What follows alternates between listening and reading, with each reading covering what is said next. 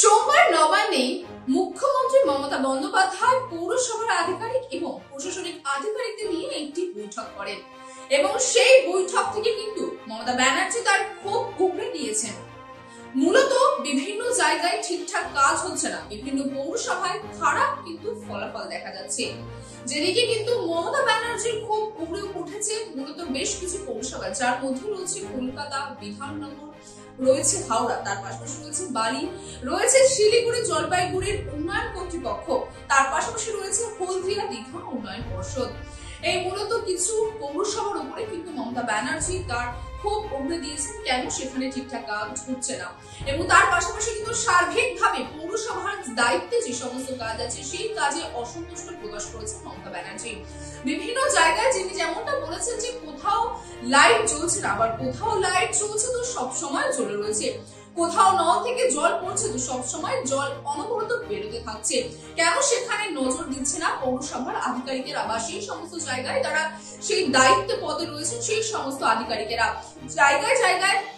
রাজ্যের সরকারি জমি দখল করা রয়েছে, সরকারি জমি কেন দখল হচ্ছে, জায়গায় জায়গায় কেন তারা নিজেদের লোক বসাচ্ছে, সমস্ত জায়গায় কেন ঠিকঠাক করে পৌর এলাকাগুলিতে নোংরা পরিষ্কার করা হচ্ছে না, সাধারণ মানুষের পরিষেবার জন্য যে পৌরসভা তৈরি করা বা যে পৌরসভার ব্যবস্থা রাখা হচ্ছে সাধারণ মানুষ কেন সেই পৌরসভার সুবিধা পাচ্ছে না। বিভিন্ন বলতে পারেন যে একের পর এক কিন্তু প্রশ্ন তিনি ছুড়ে দিয়েছেন পৌর আধিকারিকদের ওপর, তার পাশাপাশি কিন্তু ছাড়েনি প্রশাসনিক আধিকারিকদের ওপরও। এবং মমতা ব্যানার্জির এই সোমবারের বৈঠকের পরে কিন্তু দেখা যায় যে ইতিমধ্যে কিন্তু নড়ে চড়ে বসেছে প্রশাসনিক এবং পৌর আধিকারিকেরা। প্রথমেই কিন্তু যেমনটা জানালাম যে সরকারি জমি যে দখল চলছে সেই দখল বন্ধ করার জন্য কিন্তু ইতিমধ্যে 6 দফা নির্দেশিকা চালু করা হয়েছে, অর্থাৎ মুখ্যমন্ত্রীর করা বার্তার পরেই দেখা গেল এই 6 দফার নির্দেশিকা, অর্থাৎ জমি দখল বলতে পারেন আটকাতে এই 6 দফা নির্দেশিকা জারি করা হয়েছে। যে 6 দফা নির্দেশিকা ইতিমধ্যে কিন্তু জেলা শাসক এবং জেলা শাসক ল্যান্ডের কাছে পৌঁছে গেছে। এই 6 দফা নির্দেশিকা, যে 6 দফা নির্দেশিকাতে মূলত বলা হচ্ছে যে ভূমি দপ্তরের বাইরে বা সামনে যে সমস্ত দালাল চক্র ঘোরাফেরা করে সেই দালাল চক্রকে কিন্তু সম্পূর্ণভাবে বন্ধ করতে হবে। তার পাশাপাশি বলা হয়েছে যে প্রতিটি সরকারের জমিতে যে সমস্ত জমি সরকারের অধীনে রয়েছে সেই সমস্ত জমিতে কিন্তু সাইনবোর্ড বসাতে হবে, অর্থাৎ সেই সমস্ত জমিতে সরকারি সাইনবোর্ড থাকবে, যেই সাইনবোর্ডে কিন্তু লেখা থাকবে যে এই জমি রাজ্য সরকারের অধীনে। তার পাশাপাশি কিন্তু রয়েছে যে 6 দফা নির্দেশিকার মধ্যে যে কিছুদিন অন্তর অন্তর কিন্তু সেই সমস্ত স্থান নিয়মিতভাবে পরিদর্শন করতে হবে, এবং সেই সমস্ত স্থান নিয়মিতভাবে পরিদর্শন করবেন আধিকারিকেরা, সরকারি আধিকারিকেরা যারা বলতে পারেন ইলেকটেড বডি সেই সমস্ত সরকারি কর্মচারীরা বা আধিকারিকেরা কিন্তু সেই সমস্ত জায়গা অর্থাৎ সরকারি যে সমস্ত জমি রয়েছে সেই সমস্ত জমি কিন্তু পরিদর্শন করবে, এবং শুধুমাত্র কিন্তু পরিদর্শনে নয়, পরিদর্শনের পাশাপাশি কিন্তু সেই সমস্ত জমি এবং জলাশয়ের কিন্তু বিভিন্ন অ্যাঙ্গেল থেকে বিভিন্ন দিক থেকে ছবি তুলে রাখতে হবে। এবং তারপরেই কিন্তু তিনি বলেছেন ব্লক ভিত্তিক কতটি সরকারি জমি এখনো পর্যন্ত আছে সেই কটি জমি কিন্তু ইতিমধ্যে নথিভুক্ত করতে হবে, এবং এই নথিভুক্ত করা কিন্তু একবার করলে চলবে না, প্রতি সপ্তাহ অন্তর কিন্তু এই নথিভুক্ত করতে হবে। অর্থাৎ বলতে পারেন যে রাজ্য সরকারের তরফ থেকে যে সরকারি জমি দখল করছে বাইরে থেকে, বাইরের সব মানুষেরা যে সমস্ত জমি দখল করছে সেই জমি দখল সম্পূর্ণভাবে কিন্তু বন্ধ করার জন্য এই 6 দফার যে নির্দেশিকা সেই নির্দেশিকা জারি করা হয়েছে, এবং ইতিমধ্যে এই নির্দেশিকা কিন্তু সম্পূর্ণ বলতে পারেন জেলা শাসকদের কাছে কিন্তু পৌঁছে গেছে। এবং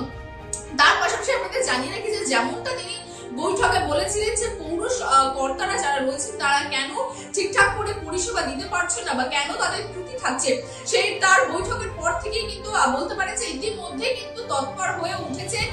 পৌরসভাগুলি এবং তার পাশাপাশি প্রশাসনগুলি। ইতিমধ্যে কিন্তু দেখা যাচ্ছে সল্টলেক থেকে শুরু করে সমগ্র কলকাতায় কিন্তু যে সমস্ত জায়গায়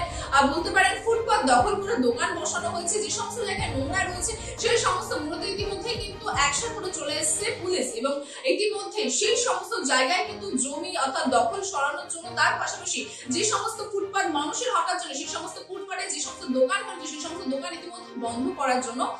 কিন্তু বলতে পারেন ডিউটিতে লেগে পড়েছেন রাজ্য পুলিশ, এবং দেখা যাচ্ছে যে ইতিমধ্যে কিন্তু সেই কাজ শুরু হয়েছে। এবং তার পাশাপাশি আপনাদের জানিয়ে রাখি যে গতকাল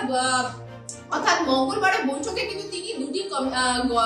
কমিটি গঠন করার কথাও বলেছেন এবং এই কমিটি কি কাজ করবে না করবে সেই বিষয়ে কিন্তু তিনি বলেছিলেন যে এই কমিটি কি কাজ করবে। দুটি কমিটি, একটি কমিটি মূলত তিনি বৈঠক থেকে বলেছিলেন এবার থেকে যে সমস্ত টেন্ডার অর্থাৎ সরকারের তরফ থেকে যে সমস্ত টেন্ডার আসে সেই সমস্ত টেন্ডার কিন্তু তিনি লোকাল হাত থেকে সম্পূর্ণভাবে তুলে নিচ্ছেন এবং টেন্ডার পাবে সেন্ট্রালি এবং সেই জন্য তিনি একটি বলতে পারেন কমিটিও গঠন করবেন সে কথা তিনি বলেছেন। যে কমিটিতে তিনি সদস্য রাখছেন চিফ সেক্রেটারি, তার পাশাপাশি ফাইন্যান্স সেক্রেটারি, তার পাশাপাশি ল্যান্ড সেক্রেটারি, হোম সেক্রেটারি, রয়েছে ইরিগেশন সেক্রেটারি এবং CP, ADG, law and order এবং থাকছে ডিজি এবং বলতে পারেন যে এবার থেকে এই সমস্ত যে টেন্ডার রয়েছে টেন্ডার সম্পর্কিত সমস্ত জবাবদিহি কিন্তু এই কমিটি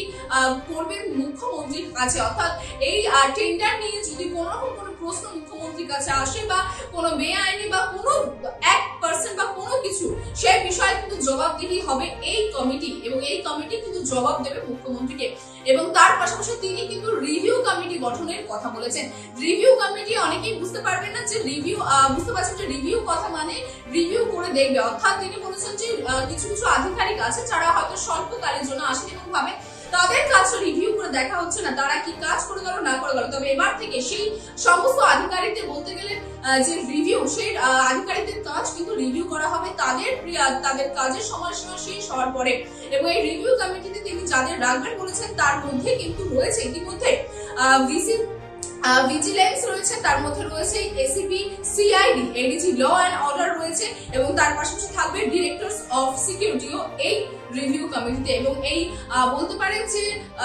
একটু আগে আমি যেমনটা বললাম যে টেন্ডার নিয়ে যেমন কমিটি গঠন করেছেন এবং টেন্ডার নিয়ে কোনো কিছু প্রশ্ন থাকলে সেই প্রশ্ন জবাবদিহি যেমন এই কমিটিকে দিতে হবে, ঠিক তার পাশাপাশি রিভিউ নিয়ে কোনো প্রশ্ন উঠলে এই রিভিউ কমিটি কিন্তু জবাবদারি হবে মুখ্যমন্ত্রী মমতা বন্দ্যোপাধ্যায়ের কাছে।